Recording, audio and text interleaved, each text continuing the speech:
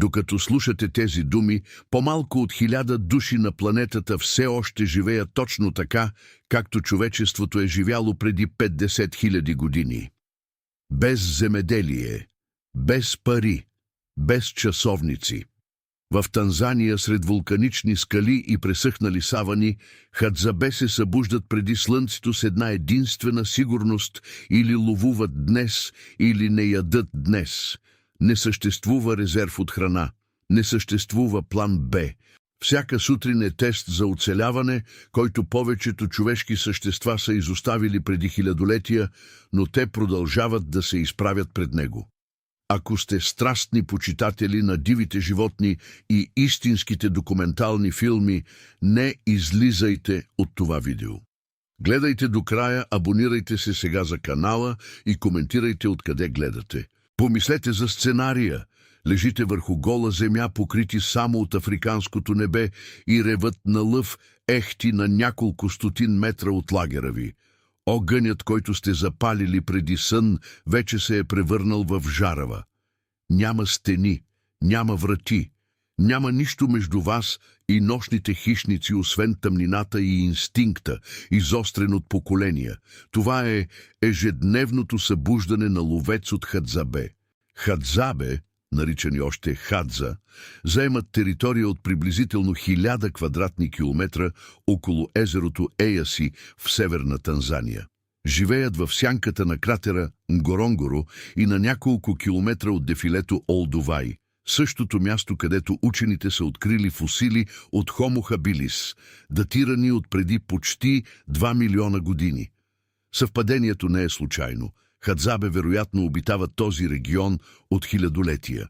Генетично те представляват една от най-старите човешки линии на планетата, сравними само с Сан от пустинята Калахари. Техният ДНК разказва история, която историческите книги все още не са успели да разшифроват напълно. Според устната традиция на Хадзабе, историята на човечеството се разделя на 4 епохи, всяка обитавана от различна култура. В първата епоха светът е бил доминиран от космати гиганти, наречени Акакаанебее, първите или древните. Тези гиганти не притежавали инструменти, нито познавали огъня. Ловували, преследвайки животните, докато те не паднат мъртви от изтощение, ядели сурово месо, не строели убежища и спели под дърветата, точно както Хадзабе правят и до днес, по време на сухия сезон. Гигантите в крайна сметка били победени чрез капани и отровни стрели, същата технология, която техните потомци все още използват.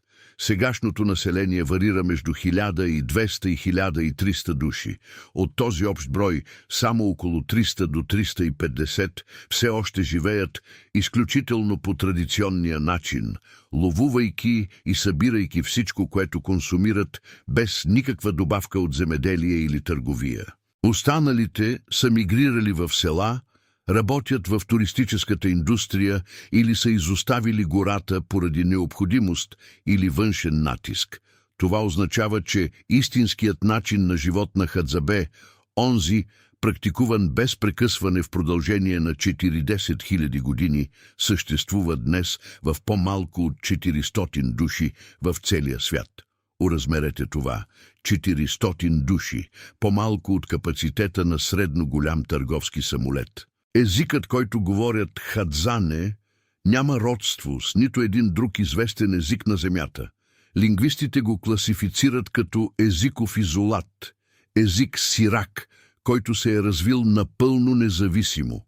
Той съдържа щракащи и цъкащи звуци, които изглеждат невъзможни за някой, който не е израснал, слушайки ги от люлката.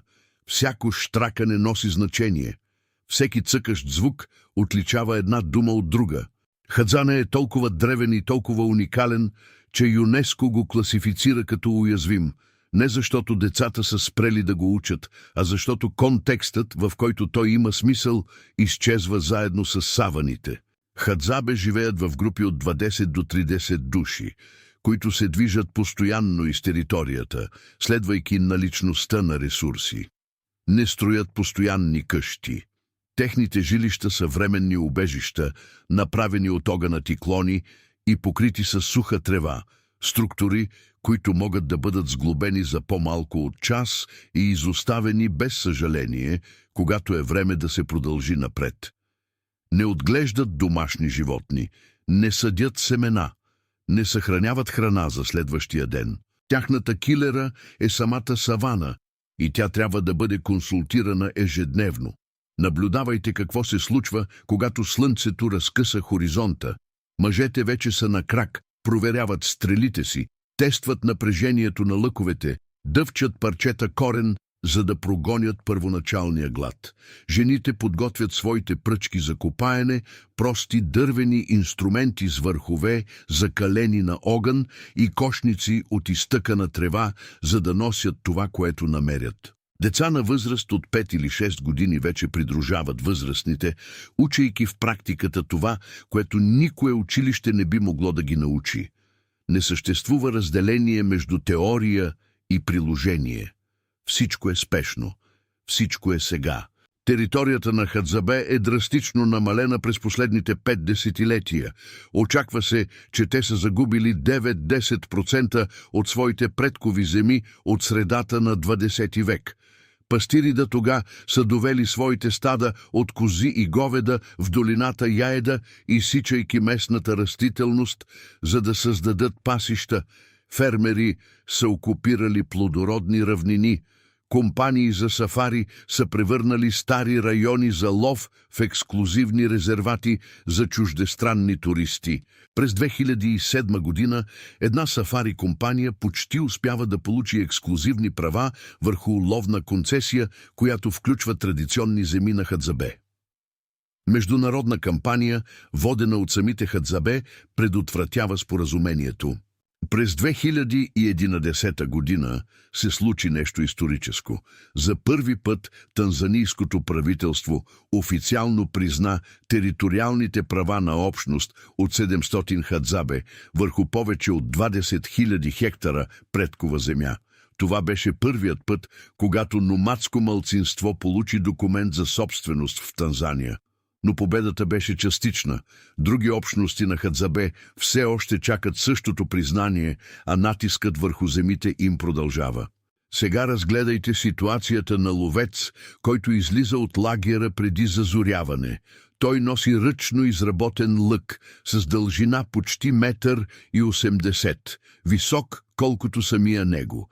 Тетивата е направена от животински сухожилия, опъната до напрежение, което малко съвременни мъже биха могли да поддържат за повече от няколко секунди. Стрелите са изработени от дърво конгороко, внимателно подбрано и обработено до постигане на перфектен баланс между тегло и твърдост. Перата, които стабилизират полета, идват от токачка. Металните върхове са изковани на студено от пирони, един от малкото съвременни елементи, включени в древната технология. Но истинската тайна на стрелите на Хадзабе не е в металния връх. Тя е в отровата. Хадзабе използват 3 вида отрова за своите стрели. Най-често срещаната се извлича от пустинната роза, сукулентно растение с научно име Adenium obisum, което расте само на някои острови и специфични райони близо до езерото Еяси. Процесът на приготвяне изисква прецизни познания, предавани от поколение на поколение. Мъжете отрязват клони от растението или счукват пулпата, все още прикрепена към ствола, използвайки дръжката на брадва. Извлеченият сок след това се вари в продължение на часове, докато водата се изпари напълно, оставяйки черна и лепкава субстанция с консистенция на глина. Този остатък се навива на ивици и се нанася точно под върха на стрелата. Отровата съдържа сърдечни гликозиди, химични съединения, които пречат на функционирането на сърцето. Когато отровена стрела проникне в кожата на животно, тези съединения влизат в кръвния поток и започват да засягат сърдечните мускули. Първите симптоми включват прекомерно слюноотделяне, повръщане и диария. С напредването на отравянето, животното става слабо, летаргично и залитащо. Импала, ударена от отровена стрела, може да падне след 30 минути. На жираф може да му отнеме до 6 часа, за да се предаде. Слон би бил твърде голям, отровата не е достатъчна, за да го повали. Ловците са разработили метод за тестване на силата на отровата на терен. Когато проследяват ранено животно, те докосват капки от кръвта на животното с върха на езика си. Ако вкусът е горчив и парещ, отровата работи правилно. Този сензорен тест разкрива концентрацията на гликозиди в кръвния поток на плячката и показва колко време още ще бъде необходимо, за да се предаде тя. Интересното е, че отровата се неутрализира напълно от топлината при готвене. Месото на животно, убито с отровена стрела, е безопасно за консумация от човека след изпичане. Хадзабе ядат месото директно на мястото, където животното падне, често отрязвайки парчета и печейки ги на импровизирани огньове, докато все още проследяват, за да се уверят, че плячката няма да се възстанови. Органите черен дроб, сърце, бъбреци, бели дробове, тестиси се считат за специална привилегия на мъжете, завършили ритуала ЕПМ, обред за преминаване към зрялост, който включва убиването на голямо животно. Вторият вид отрова идва от растението Строфантус емини, увивно растение, което расте в планинските райони на територията на Хадзабе. Семената се обработват по подобен начин на пустинната роза, произвеждайки също толкова мощна отрова, базирана на същия кардиотоксичен принцип. Третият вид, наречен каликаси, не се произвежда от Хадзабе, а се получава чрез размяна с съседни племена. Той се прави от дървото Акокантера шимпери, което не расте на територията на Хадзабе, но е изобилно в Кения и Етиопия. Помислете за риска, включен в приготвянето на тези отрови. Случайно порязване на ръката по време на боравене с пустинната роза може да означава смърт. Сокът прониква през кожата и влиза в кръвния поток дори без видими наранявания. Ловците Хадзабе носят своите отровени стрели напълно покрити с листа или съхранявани в специални колчани, проектирани да държат върховете далеч от случайен контакт. Една дръскотина би могла да бъде фатална. Но все още липсва най-голямата опасност. Глава 2. Хищниците на саваната. Ловът започва преди изгрев слънце и завършва, когато горещината стане непоносима, обикновенно около 10:30 сутринта. Ловците излизат сами или по двойки, никога в големи групи. Всеки мъж ловува опортюнистично, стреляйки по всяка птица, която се появи, проверявайки всяка дупка в дърво за кошери, пълзейки под скали, за да локализира дамани, малки бозайници, подобни на гризачи, които живеят сред камъните. За да комуникират от разстояние, ловците са разработили уникални подсвирквания. Всеки мъж има свой собствен звуков модел, разпознаваем от неговите другари на километри разстояние. По-малката плячка включва дик-дики, миниатюрни антилопи с височина около 40 см, диви прасета, бородавичести свине, павиани, маймуни и птици от всякакъв вид.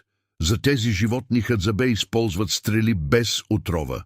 Точността на изстрела трябва да бъде достатъчна, за да убие мигновено, защото само ранено животно може да избяга и да се изгуби в гъстата растителност. За по-голяма плячка, импали, куду, зебри, жирафи и биволи влизат в действие отровените стрели. Ловецът трябва да се приближи на разстояние от 25 до 50 метра, за да има шанс за попадение. В среда, където всяко стъпване на клон произвежда звук, където всяко рязко движение подплашва плячката, това приближаване може да отнеме часове. Ловецът сваля сандалите си, за да избегне счупването на съчки. Върви приведен, почти пълзейки, използвайки цялата налична растителност като прикритие. Когато накрая стреля, стрелата трябва да проникне достатъчно дълбоко, за да влезе отровата в кръвния поток. И тогава започва най-опасната част. Раненото животно не пада веднага. То бяга. Ловецът трябва да го проследява с часове, понякога с цели дни, следвайки стъпки, следи от кръв, счупени клони. По време на това проследяване той е сам в саваната, често далеч от лагера, изложен на всички опасности, които Африка крие. Първата опасност са змиите. Хадзабе мразят змиите. Това е единственото животно, което те отказват да ядат. И справо. Африканската савана е дом на някои от най-отровните змии в света. Черни мамби, способни да убият възрастен мъж за по-малко от час, шумящи усойници, чиято отрова причинява некроза на тъканите, плюещи кобри, които се прицелват в очите на своите жертви. Тялото на опитен ловец от Хадзабе носи белези от ухапвания от змии, като знаци за живот в гората. Наблюдавайте белезите по тялото на старейшина от Хадзабе. Онуас, ловец на над 60 години, показва знаци, които разказват цели истории без нужда от думи, белези от ухапвания от змии по ръцете, белези от ухапване от леопард по гърба, белези от стрели и ножове, инциденти по време на лов или приготвяне на инструменти, белези от тръни, които са пробили кожата по време на преследвания в гъсталака, белези от падания от дървета баобаб по време на събиране на мед. Половината от зъбите му вече ги няма. Той носи сандали, направени от стара гума, и носи нож на кръста, обвит в кожа от дик-дик. Тръните представляват друга постоянна заплаха. Растителността на танзанийската савана е доминирана от акации и бодливи храсти. Разходката в тази среда през деня вече е предизвикателство. Ходенето през нощта без фенер е почти невъзможно за някой, който не познава всеки метър от терена. Ловците Хадзабе прекарват значителна част от времето си за почивка, премахвайки тръни един от друг с върха на ножовете си.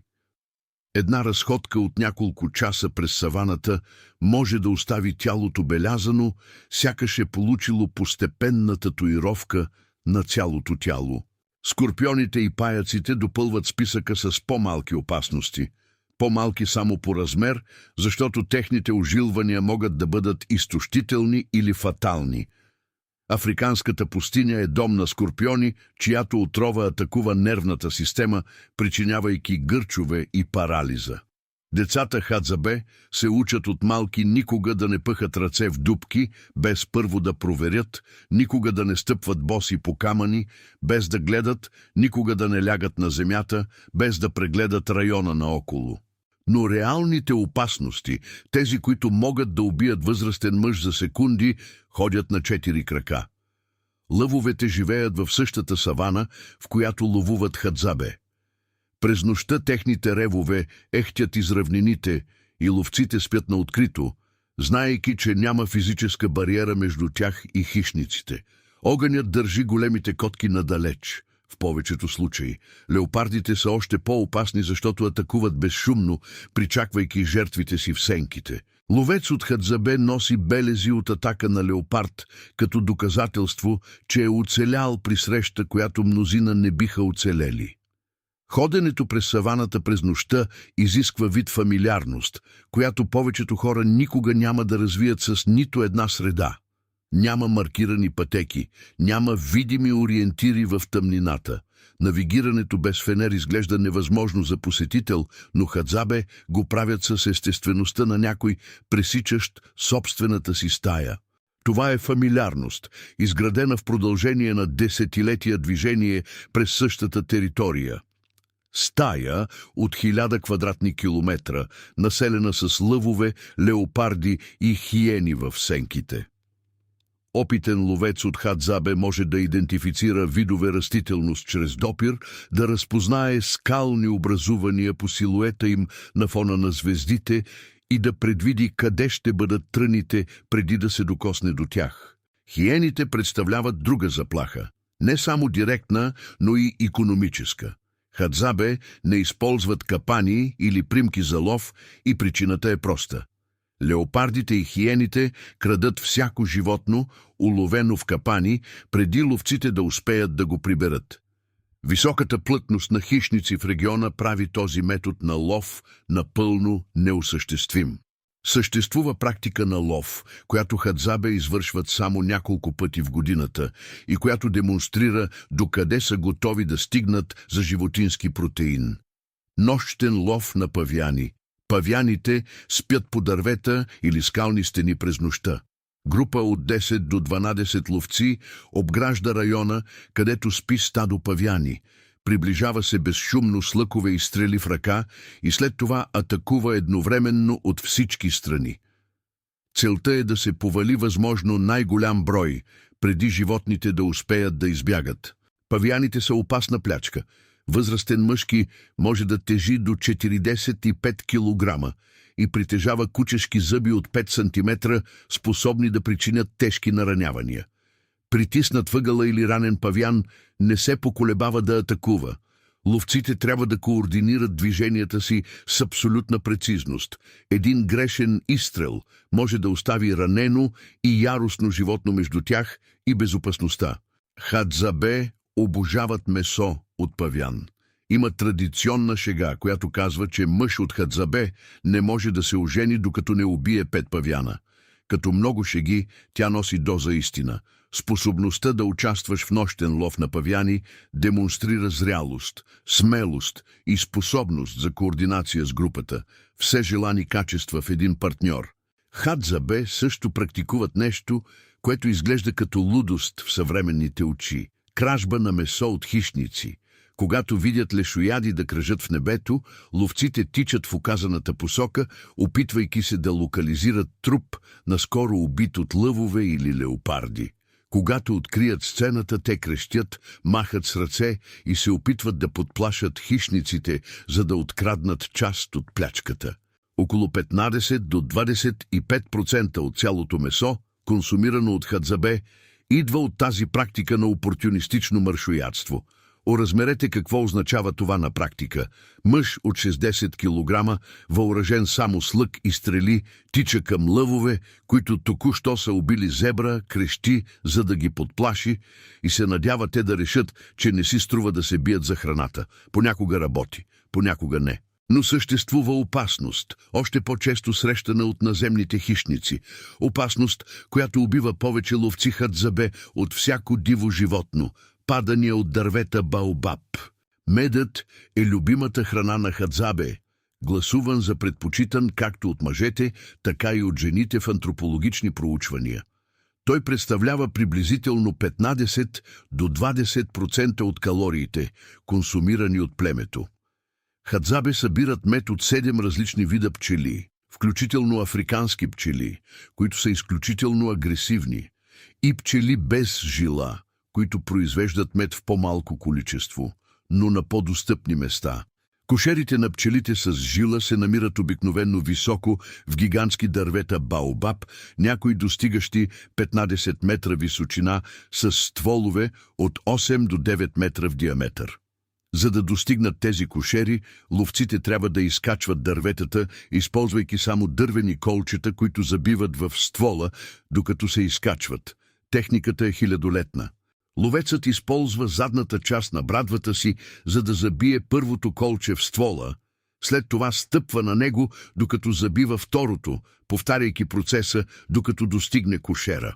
Най-важното правило на това катерене е никога да не се стъпва на стари колчета.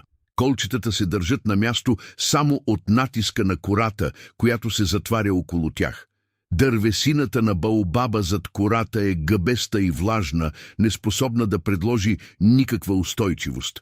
С времето кората се отпуска и колчетата стават разхлабени. Опитен ловец поставя нови колчета при всяко изкачване. Невнимателен ловец стъпва на старо колче и полита надолу. Вождът на едно село Хадзабе е падал от баобаби 2 пъти през своя 50-годишен живот. Той е оцелял и при двете падания, но мнозина не са имали същия късмет. Паданията от баобаби са най-честата причина за сериозни наранявания и смърт сред възрастните мъже Хадзабе. И пчелите не улесняват работата. Африканските пчели са прословуто агресивни. Именно те са дали началото на термина «пчели-убийци», когато някои колонии избягаха в Америка през 50-те години на 20 век. Хадзабе използват дим, за да ги успокоят преди да съберат меда. запалват снопове суха трева и се изкачват, носейки огъня, който все още дими, поставяйки го вътре в кухините, където са инсталирани кошерите. Димът маскира алармените феромони, които пчелите отделят, когато някоя е убита или ранена, пречейки на целия рояк да атакува натрапника. Дори с дима ожилванията са неизбежни. Ловците се катерят боси и с голи ръце. Когато външни наблюдатели попитаха за ожилванията, Хадзабе се засмяха. Изглежда, че това да бъдеш ожилен е част от забавлението. Съществува неочакван съюзник в този лов на мед. Птицата медопоказвач. Птица с размера на дрозд, която локализира кошери и води хората до тях в замяна на восък и ларви. Когато някой от Хадзабе иска да намери мед, той издава специфично подсвиркване. Ако медопоказвач е наблизо, той отговаря със свой собствен повик и започва да лети от дърво на дърво, спирайки, за да изчака хората да го настигнат, докато не кацне близо до намерения кошер. Това е една от най-развитите връзки на сътрудничество между бозайник и птица, документирани някога от науката. Помислете какво прави този живот с човешкото тяло. Изследователи от университета Дюк проучиха Хадзабе обстойно и откриха нещо изненадващо. Въпреки че са много по-активни физически от хората в индустриализираните общества, Хадзабе изгарят приблизително същото количество калории дневно. Човешкото тяло очевидно настройва метаболизма си, за да компенсира различните нива на активност. Но докато заседналите хора съхраняват неизползваните калории като мазнини, Хадзабе превръща цялата налична енергия в движение, сила и издръжливост. Диетата на Хадзабе се състои изцяло от диви храни, месо от ловувани животни, мед от пчели, плодове от баобаб, сезонни горски плодове, грудки, изкопани от почвата. Жените осигуряват около 60 до 70% от калориите, консумирани от групата чрез събиране на растения. Мъжете допринасят с животински протеин и мед. Всичко се споделя поравно в лагера. Ловец, който се връща с месо, го разделя с всички присъстващи, включително тези, които не ловуват поради възраст или предпочитание. Идеята за натрупване на повече от необходимото за незабавна консумация просто не съществува в менталитета на Хадзабе. Животът на Хадзабе следва прецизни сезонни цикли. От май до октомври, по време на сухия сезон, мъжете стават още по-интензивни ловци. Оскъдната растителност концентрира животни като зебри и бородавичести свине около водоизточници, което ги прави по-лесни за локализиране и причакване. Ловците прекарват цели нощи в чакане близо до източници на вода, готови да изстрелят отровени стрели по всяка плячка, която се приближи да пие. Жените и децата изкопават богати на нишесте грудки през тези месеци, готвейки ги, за да улеснят храносмилането. Когато дъждовете пристигнат през ноември, пейзажът се трансформира. Животните се разпръскват, което прави лова по-труден, но растенията процъфтяват. Плодовете на баобаба, богати на витамин С, стават изобилни. Храстите с горски плодове предлагат постоянни закуски по време на разходките. Медът достига своя пик на производство. Някои месеци се описват от Хадзабе като месеци без месо, периоди, в които медът и растенията доминират в храненето, докато ловът остава оскъден. Тази сезонна гъвкавост е фундаментална за оцеляването в среда, която се променя драстично през годината. Проучвания върху чревния микробиом на Хадзабе разкриха бактериално разнообразие сред най-високите регистрирани някога в която и да е човешка популация. Това разнообразие предлага защита срещу много съвременни болести. Проучвания показаха, че само 3 дни следване на диета, подобна на тази на Хадзабе, могат да увеличат чревното бактериално разнообразие на човек с до 20%. Учените вярват, че това микробно разнообразие представлява оригиналното състояние на човешките черва, онова, което сме еволюирали да имаме в продължение на стотици хиляди години като ловци-събирачи. Детската смъртност е висока сред хадзабе, което намалява средната продължителност на живота. Но възрастните, които оцеляват след детството, често остават здрави до 60 или 70 години, без да проявяват хроничните заболявания, които измъчват съвременните общества – затлъстяване, диабет тип 2, сърдечни заболявания, рак на дебелото черво. Те не познават фитнес зали или витаминни добавки, не се нуждаят от тях. Социалната структура на хадзабе е напълно егалитарна. Не съществуват вождове, не съществуват иерархии на властта. Решенията се вземат с консенсус. Ако някой не е съгласен, той просто се премества в друг лагер. Мъжете и жените участват еднакво в решенията, които засягат групата. За децата се грижат колективно, което позволява на всеки възрастен да наблюдава всяко дете, независимо от родството. Частната собственост е практически несъществуваща. Ако имате повече лъкове, стрели или каменни лули, отколкото ви трябват, трябва да ги споделите. Споделянето не се счита за щедрост. То е морално задължение. Хадзабе никога не са познавали война в своята устна история. Никога не са познавали глад. Никога не са познавали опустошителни епидемии. Техният начин на живот произвежда почти нулев екологичен отпечатък. Те не оставят следи, освен върхове на стрели, някои камъни почернели от огън и дръскотини по акациите. Но този начин на живот изчезва. Всяка година повече територия се губи за пастири и фермери. Всяко десетилетие повече млади хадзабе са привлечени към селата в търсене на пари, работа и изкушенията на модерния свят. Туризмът, въпреки че носи някакъв доход, също е корумпирал аспекти от традиционната култура. Някои лагери на хадзабе в близост до туристическите маршрути са се превърнали в инсценирани атракции, където ловците изпълняват умения за камерите, вместо да ги практикуват, за да оцелеят. Алкохолът пристигна заедно с парите от туризма. Смъртните случаи от алкохолно отравяне се превърнаха в сериозен проблем в някои общности.